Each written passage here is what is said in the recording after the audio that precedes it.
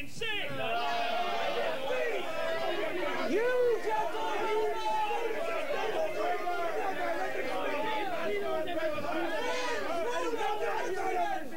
Lend me your ears. I come to bury Caesar, not to praise him. The evil that men do live after them. The good is oft interred with their bones. So let it be with Caesar. The noble Brutus hath told you Caesar was ambitious. If it were so, it was a grievous fault, and grievously hath Caesar answered it. Here, under leave of Brutus and the rest, for Brutus is an honorable man, so are they all honorable men, come I to speak in Caesar's funeral. He was my friend, faithful and just to me, but Brutus says he was ambitious, and Brutus is an honorable man. He hath brought many captives home to Rome, whose ransoms did the general coffers fill. Did this in Caesar seem ambitious? When that the poor have cried, Caesar hath wept. Ambition should be made of sterner stuff. But Brutus says he was ambitious, and Brutus is an honorable man. You all did see that on the Lupercal I thrice presented him a kingly crown, which he did thrice refuse. Was this ambition? Yet Brutus says he was ambitious, and sure he is an honorable man. I speak not to disprove what Brutus spoke, but here I am to speak what I do know. You all did love him once, not without cause. What cause withholds you then to mourn for him? O judgment! Thou art fled to brutish beasts, and men have lost their reason. Bear with me. My heart is in the coffin there with Caesar, and I must pause till it come back to me. Methinks there is much reason in his saying. If thou consider rightly of the matter, Caesar has had great wrong. Has he? Masters, I fear there will a worse come in his place. Mark ye his words? He will not accept the crown, therefore 'tis certain. He was not ambitious. If it be found so, some will dare abide it. More so, his eyes are in his fire with weeping. There's not a nobler man in Rome than Antony. Mark, if you begin to get his speed. But yesterday, the word of Caesar might have stood against the world. Now lies he there, and none so poor to do him reverence. Oh, masters, if I were disposed to stir your hearts and minds to mutiny and rage, I should do Brutus wrong and Cassius wrong, who you all know are honorable men. I will not do them wrong.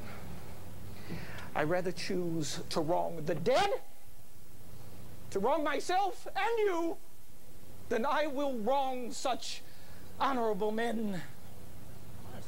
But here's a parchment with the seal of Caesar. I found it in his closet. 'Tis his will. Let but the commons hear this testament, which, pardon me, I do not mean to read. And they would go and kiss dead Caesar's wounds, and dip their napkins in his sacred blood. Yea, beg but a hair of him for memory, and dying mention it within their wills, bequeathing it as a rich legacy unto their issue. We'll hear the will. Read it, Marc Antony. Have patience, gentle friends, I must not read it. It is not meet you know how Caesar loved you. It will inflame you. It will make you mad. It is good you know not that you are his heirs, for if you should, oh, what would come of it? Will, Antony, sure is the will. Caesar's will. I fear I wrong those honorable men whose daggers have stabbed Caesar. I do fear it. Traitor! Honorable man. You will compel me then to read the will. Then make a ring about the corpse of Caesar, and let me show you him that made the will. Shall I descend, and will you give me leave? Make a ring, stand round!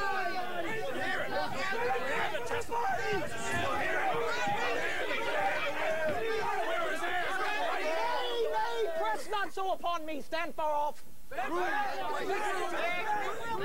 said to make the ring, and then he says to stand back. If you have tears, prepare to shed them now. You all do know this mantle. I remember the first time ever Caesar put it on. Look, in this place ran Cassius' dagger through. See what a rent the envious Casca made. Through this the well-beloved Brutus stabbed. For Brutus, as you know, was Caesar's angel. Judge, O you gods, how dearly Caesar loved him.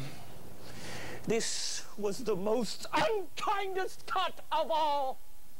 For when the noble Caesar saw him stab, ingratitude, more strong than traitor's arms, quite vanquished him. Then burst his mighty heart, and in his mantle, muffling up his face, even at the base of Pompey's statue, which all the while ran blood, great Caesar fell. Oh, what a fall was there, my countrymen. Then I and you and all of us fell down, whilst bloody treason flourished over us. Ah, now you weep, and I perceive you feel the dint of pity. Look you here. Here is himself, marred as you see with traitors. Oh, piteous spectacle! Noble Caesar! Oh, bloody sight! Oh, traitors! Villains! We will be revenged!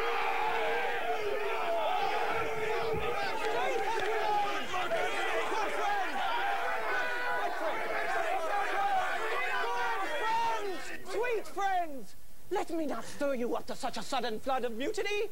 They that have done this deed are honorable. What private griefs they have, alas, I know not that made them do it. They are wise and honorable and will no doubt with reasons answer you.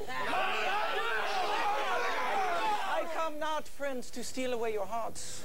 I am no orator as Brutus is, for I have neither wits nor words nor worth to stir men's blood. But were I Brutus and Brutus Antony, there were an Antony would ruffle up your spirits and put a tongue in every wound of Caesar that should move the stones of Rome to rise and mutiny!